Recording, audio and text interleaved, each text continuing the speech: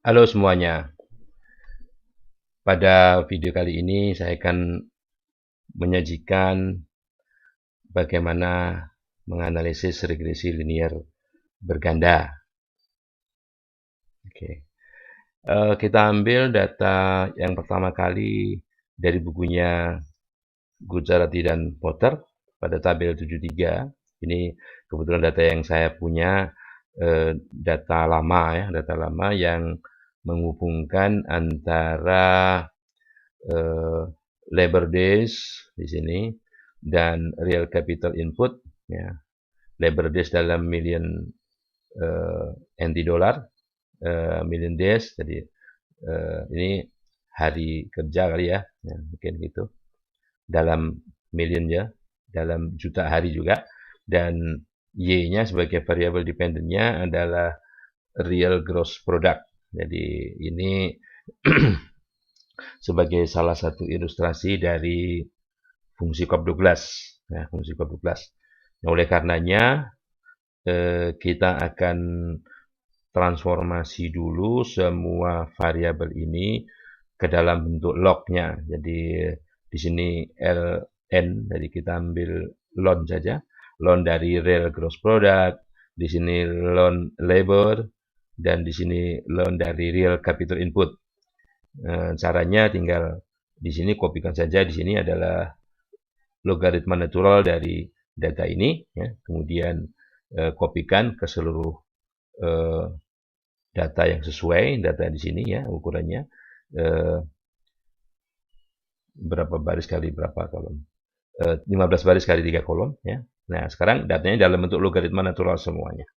Dari sini baru kita gunakan add-in atau modul yang dipunyai oleh, bukan add-in di sini, modul yang dipunyai oleh Microsoft Excel. Sekali lagi, di bawah data ini ada data analisis.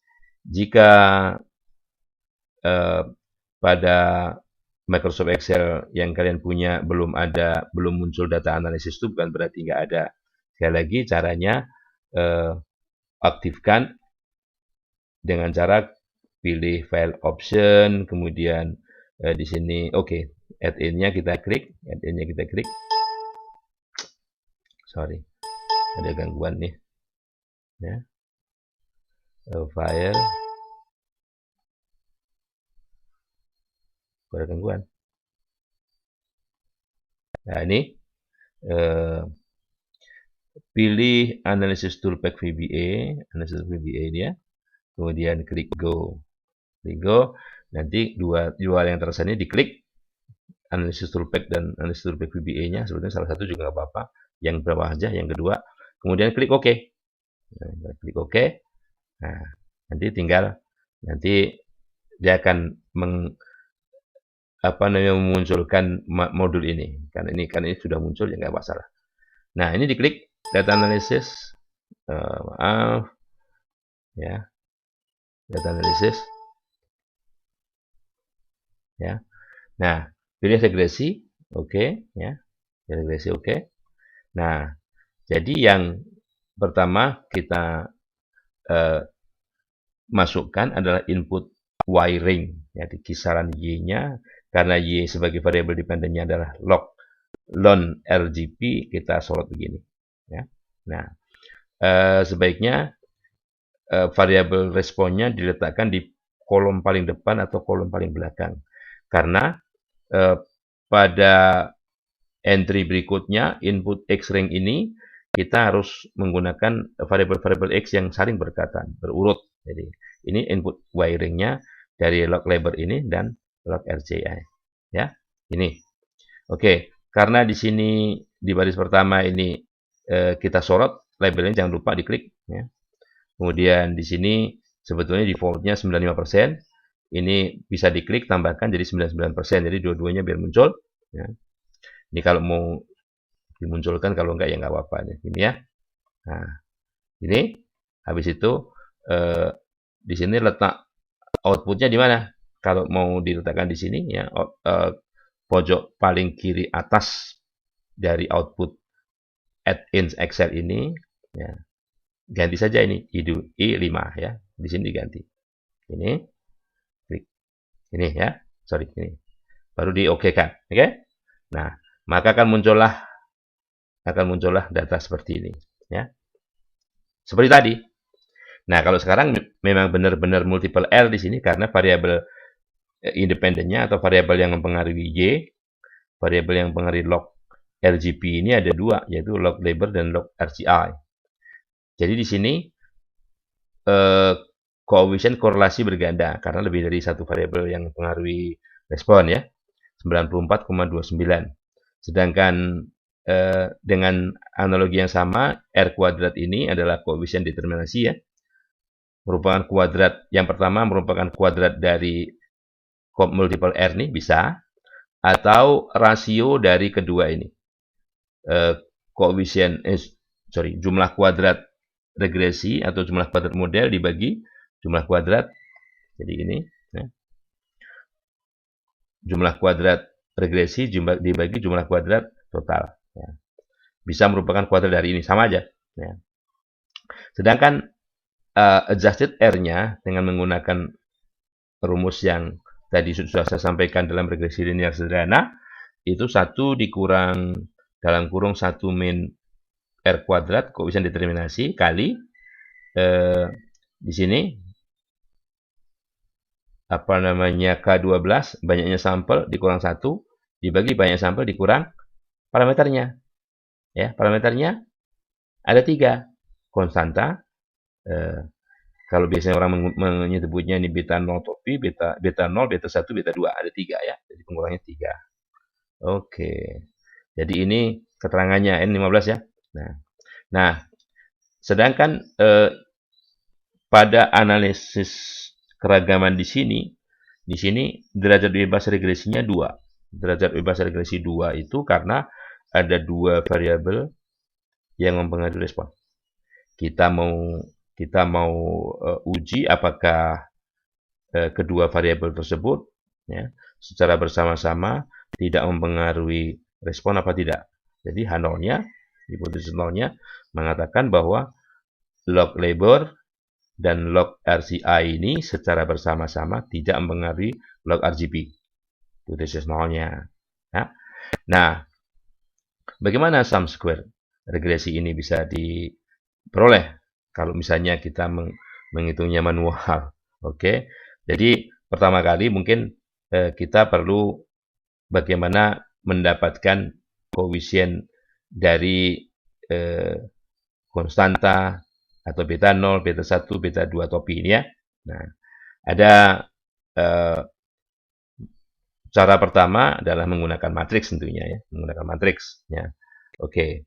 Kita sebut dulu matriksnya ya. Kita sebut dulu matriksnya adalah matriks rancangan dan vektor RNGP ya.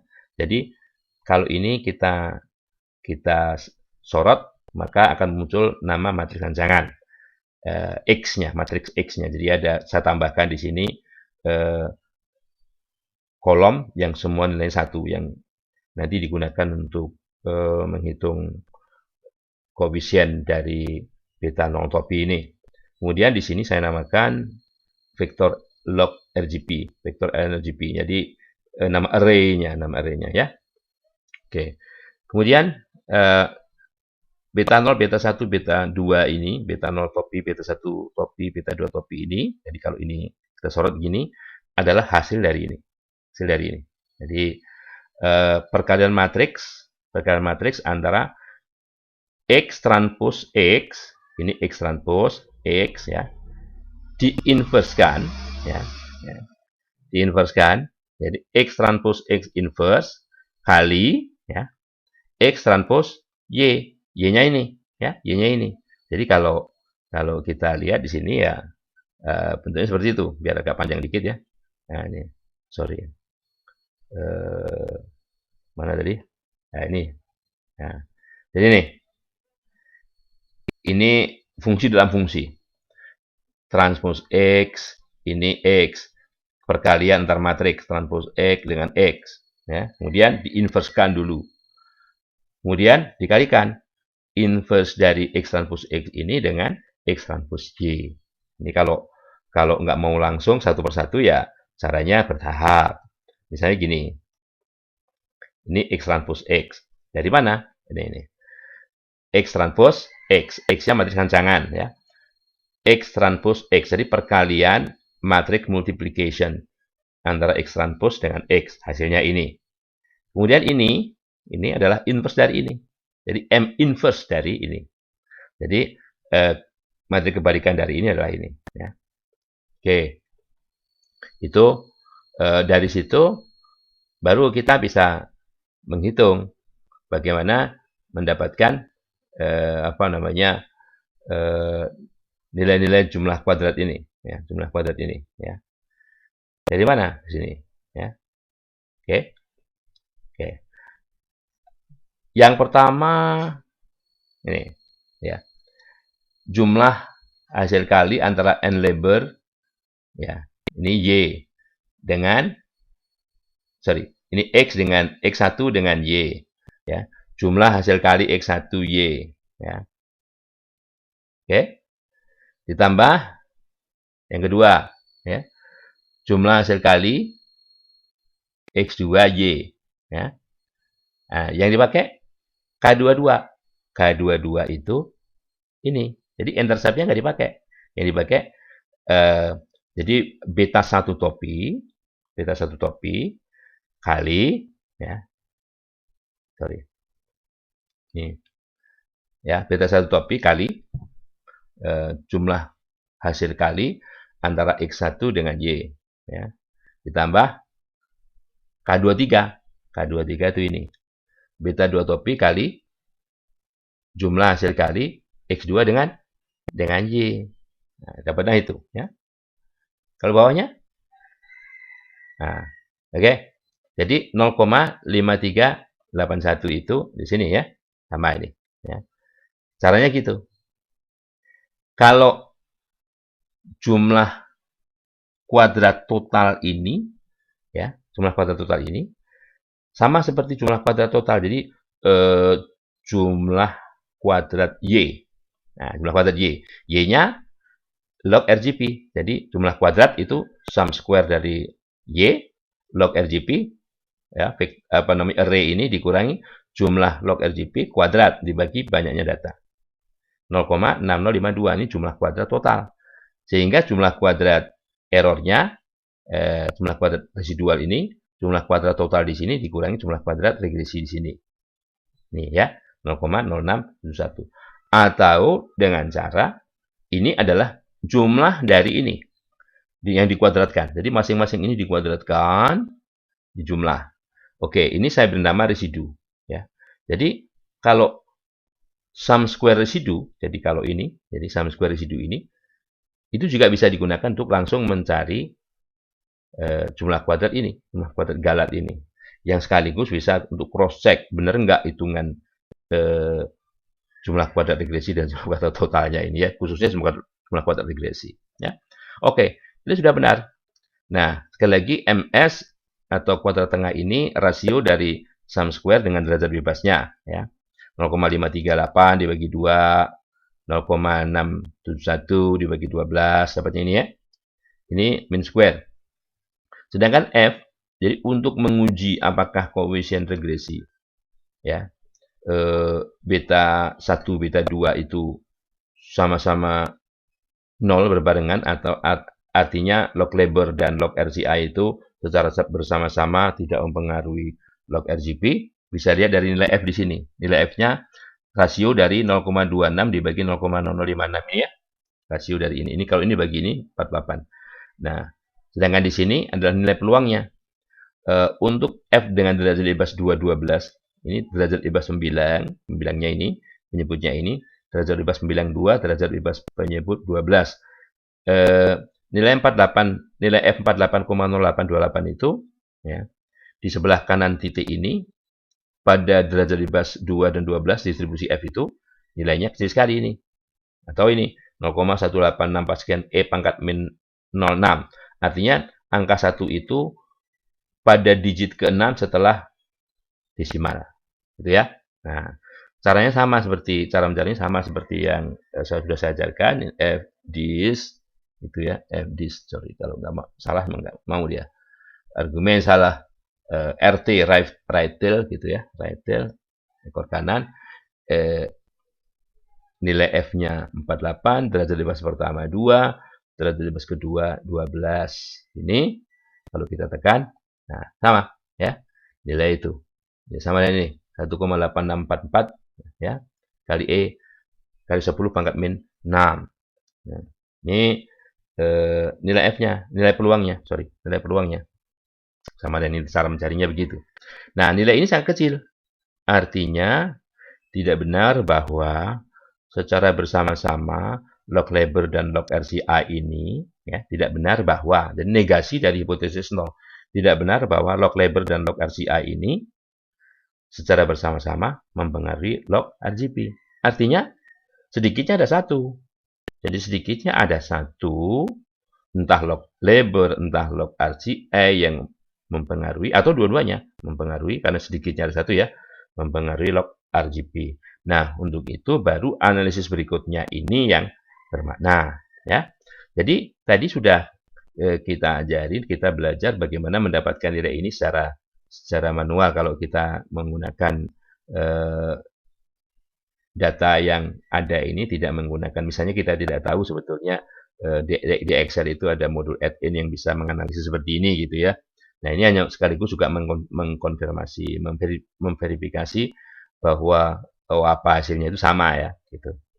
Kemudian, nah standar error ini dari mana? Nah, kalau standar error ini ya caranya, ini standar error tuh akar varian ya. Nah, ini caranya kita lihat dulu di sini. Di sini adalah kuadrat tengah Galat M17 ya. M17 ini, M17 itu kuadrat tengah Galat. Nah, kalau regresi linear berganda, kita lebih mudah menggunakan apa namanya inverse dari X transpose X ini. Jadi X transpose X ini khususnya pada diagonal.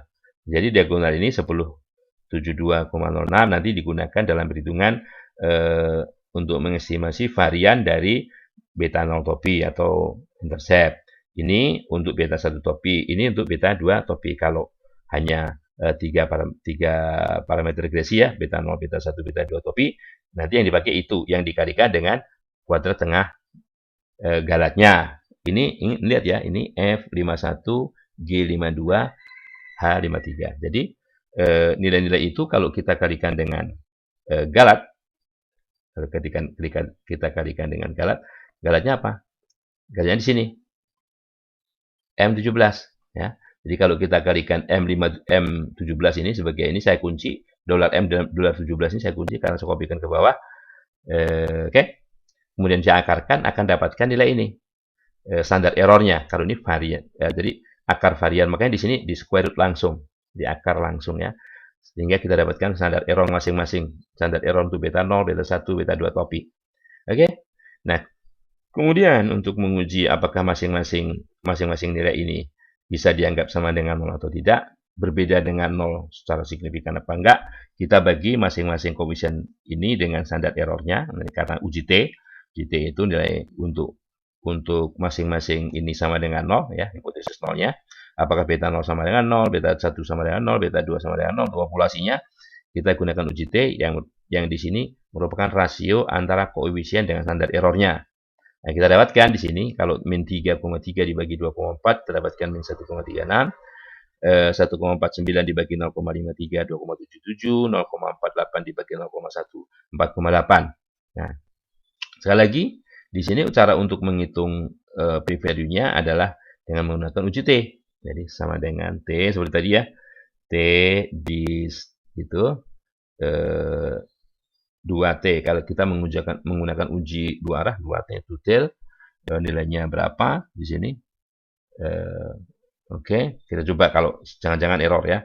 Siapa tahu. Degrees of freedom-nya, degrees of freedom, derajat bebas Galat. Ya. Nah, oke. Salah di sini. Nah, karena di sini ada negatif kan? Ada negatif. Coba kalau negatif ini kita absolutkan. Jadi di sini saya tambahkan absolut. ABS gitu ya. Nah, karena Excel ini menampilkan T dari sebelah kanan ya. 0,1978. Jadi untuk menghindari angka T itu karena bisa negatif ya, maka berikan argumen di sini pada nilai ini diabsolutkan, nilainya diabsolutkan dulu. ABS M21. Nah, sekarang nilainya nih 0,1978. Kalau kita bandingkan dengan taraf nyata signifikan, misalnya 5%, ini 19%. Sehingga data sampel yang kita pakai tadi mendukung hipotesis 0 yang menyatakan bahwa interceptnya sama dengan 0. Jadi walaupun di sini minus 3, minus 3,33, minus 3,3387 sekian ini, dengan 0 nilainya, perbedaannya nilainya tidak signifikan. Jadi tanda petik bisa dianggap sama dengan 0 gitu ya, sama dengan 0. Sedangkan untuk yang labor ini, nah ini 0, ini signifikan artinya kalau bidang kita bisa mengatakan bahwa parameter ini koefisien regresi labor ini yang 1,49 ini signifikan pada taraf 1,67%. Oke, kalau misalnya saklek, kalau 5%, ya 5% signifikan, kalau 1% nggak signifikan, ini kan lebih besar dari 1%. Ya, lebih besarnya dikit ya. Oke, nggak masalah. Jadi, ini juga menunjukkan tingkat signifikansi. Jadi, signifikan pada taraf 1,67%. Jadi, labornya ya. Sedangkan RCA-nya ini, log RCA-nya juga signifikan. 1% signifikan, apalagi 5% ya. Nah, itu caranya. Nah, signifikansi itu sekali lagi bisa dilihat dari sini juga. Kalau mau kayak 5%, ini sekali lagi seperti tadi ya, seperti waktu penjelasan dalam regresi linear sederhana, bahwa dari lihat dari selang kepercayaan 95% beta 0 ini, dari min 8 sampai 1,9, artinya melewat angka 0. Apalagi yang lebih lebar lagi, ya, lebih lebar lagi ya, ini lewat angka 0 juga. Artinya 5% saja tidak signifikan, apalagi yang 1% ya. Tapi untuk yang labor, kalau kita menggunakan 5% di sini, 5% ya, 5% di sini tidak lewat angka 0, dari 0,3 sampai 2,6. Artinya 1,49 ini signifikan pada taraf 5%. Tetapi kalau 1% signifikansinya, taraf nyata pengujiannya, bahwa 1,49 ini ya, berada di antara interval ini, interval yang mengandung angka 0. Jadi min 0,149 sampai 3,147. Artinya, kita bisa anggap kalau kita menggunakan taraf uji 1%, nilai 1,4987 ini berdasarkan data yang dipakai tidak berbeda secara signifikan dengan 0 kalau 1% ya, begitu. Tapi kalau untuk yang koefisien yang ketiga, koefisien regresi yang ketiga, baik 5% maupun 1%, memang tidak lewat angka 0, dari positif ke positif, ini dari positif ke positif juga. Artinya RCI, log RCI ini signifikan pada taraf 1%, apalagi 5%. Oke, itu analisis ANOVA-nya, uji F-nya ya, dan ini uji T-nya. Nah,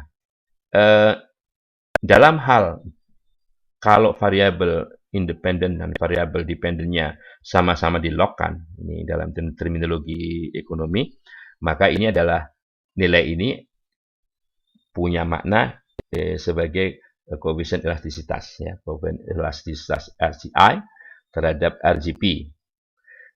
Di sini koefisien elastisitas ya, labor terhadap RGP. Kalau bahasa umumnya kan dalam bahasa umumnya ini 1% perubahan RCI naik, maka akan berubah sebesar 0,48% perubahan dalam RGP pada kondisi labor yang sama atau ceteris paribus. Demikian juga sebaliknya, 1,49 ini memberikan makna bahwa kalau labor naik 1%, maka log RGP, karena log labornya, log RGP-nya, atau di sini labornya, kemudian RGP-nya naik 1,49% pada kondisi RCI yang sama. Begitu ya pengertiannya. Kemudian sebetulnya cara mendapatkan koefisien regresi itu ya, kalau hanya mengestimasi di sini saja itu banyak cara. Ya. Bisa dengan yang paling cepat dengan bahwa beta 0 estimasi vektor beta 0 ini sama dengan inverse dari X transpose X, ya, kali X transpose Y, selesai. Ya, walaupun ada berbagai metode, cara lain saya tunjukkan saja, misalnya kita punya dekomposisi, metode dekomposisi ya. Ini untuk X R2, X3, X4, X5. Tapi sebelumnya saya akan tunjukkan dulu ya. Misalnya kita punya data ya yang berkaitan dengan begini. Nah, ini personal consumption, kalau nggak salah ya, ini yang berhubungan dengan ini. Jadi per kapita personal consumption ayam. Jadi permintaan ayam per kapita, satuannya pound, ya. Y-nya, X2-nya real disposable income per kapita. Ini katakanlah pendapatan setelah pajak gitu ya. X3 ini harga ayam. X4 harga daging babi, X5 harga daging sapi, misalnya. Oke, kita gunakan misalnya model yang dipakai di sini 2345. 2345 itu adalah model 2345, model 4, ya. Model 4 ini cara analisisnya sama aja ya. Ya, model 4 ya. Model 4 di sini. Ya, ini nih, model 4 ya. Dan model 4 ini saya ulang lagi di sini. Ya. Ini koefisiennya. Oke, kita hanya fokus di bagaimana mendapatkan koefisien ya, koefisien ini. Nanti bisa dibandingkan model mana yang kita di sini bisa lihat ya, model 1 2 3 4 bisa pembandingannya dari R kuadratnya ya, R kuadratnya ini 0,98 untuk model 1, model 2 0,9815, naik dikit model 4 9823, kayaknya ini yang paling tinggi. Kita lihat yang ini saja. Oke, ini nilainya ya. Nilai koefisien regresinya ada 1 2 3 4 5 ya. Nah, yang pertama dengan model dekomposisi ya, QR decomposition.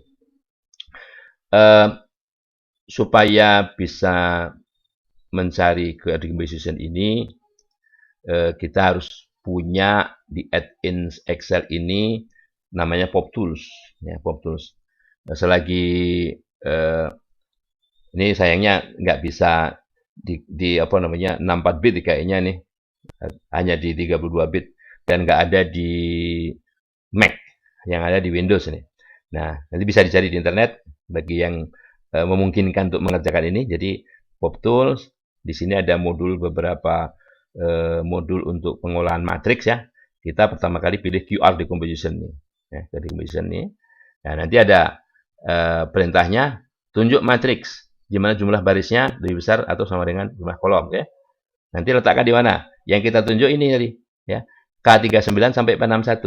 K39 ya sampai P61. Nah, jadi data ini. Jadi yang kita pakai data ini ya. Nah, itu adalah data X yang digabung dengan Y. Ini data matriks rancangan, ini data Y-nya, data respon ya. Nah, hasilnya seperti ini. Namanya QR decomposition. Jadi matriks ini kalau didekomposisi menjadi matriks Q dan R, matriks Q-nya adalah yang kuning, matriks Q-nya adalah yang kuning ini, matriks R-nya yang bagian ini saja, ya. Nah, kalau kita lihat bagian yang biru kanan atas ini, ya, kalau kita partisi ya, maka sebetulnya ini adalah dalam bentuk persamaan. Jadi 4 sekian beta 0 topi, 32 kali beta 1 topi, sekian kali beta 2 topi, ini beta 3 topi kali sekian, beta sama dengan sekian ya. Nah, sekarang kita bisa mencari beta 0 topi sampai beta 4 topinya dengan cara seperti apa?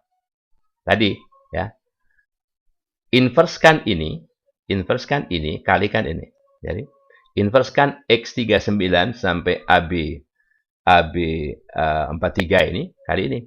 Nah, dapatkan ini. Oke nih ya. Yang sama dengan ini tadi. Ya. 2,1898 sampai 0,11. Ya. Nah, 0,911 ya. Jadi sama. Nah, jadi ini cara lain kalau dengan QR decomposition ya. Nah, QR decomposition ini bisa digunakan kalau kalau di kebetulan ini model regresi ya. Kalau modelnya model randang percobaan kita juga bisa dengan cara yang sama. Nanti ada terpartisi. Nah, lain waktu akan saya bahas mengenai QR decomposition untuk menganalisis di rancangan percobaan. Ya, ini yang tadi kalau kita menggunakan X transpose X ya, ini X transpose X kali ini ya. Jadi ini X transpose X-nya, ini X transpose Y-nya, sekian. Bisa lagi dengan Koleski, ya, Koleski.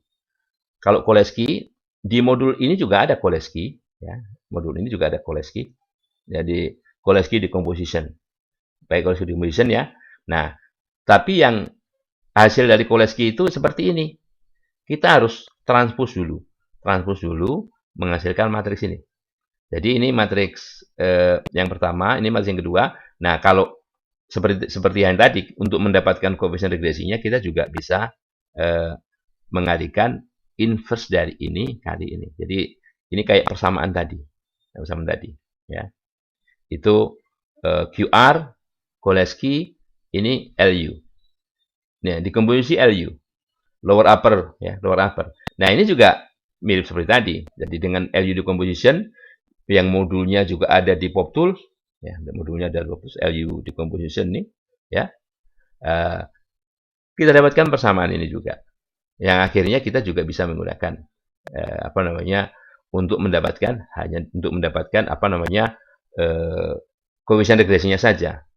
Tetapi yang bisa digunakan selain untuk menghitung koefisien regresi, tapi juga untuk koefisien apa namanya jumlah kuadrat itu yang ini, yang apa namanya QR decomposition atau Koleski, ini ya, atau Koleski.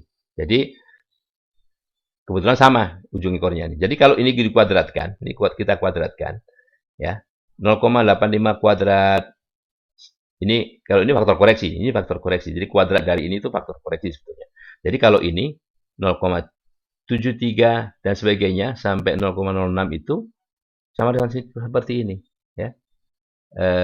Jumlahnya kalau ini kita jumlah, sorry ya, ini jumlahnya sama dengan 0,7611 dan 0,7611 itu tidak lain adalah jumlah kuadrat regresi yang diperoleh dari diperoleh dari 4 komponen tadi, ya, 4 komponen ini.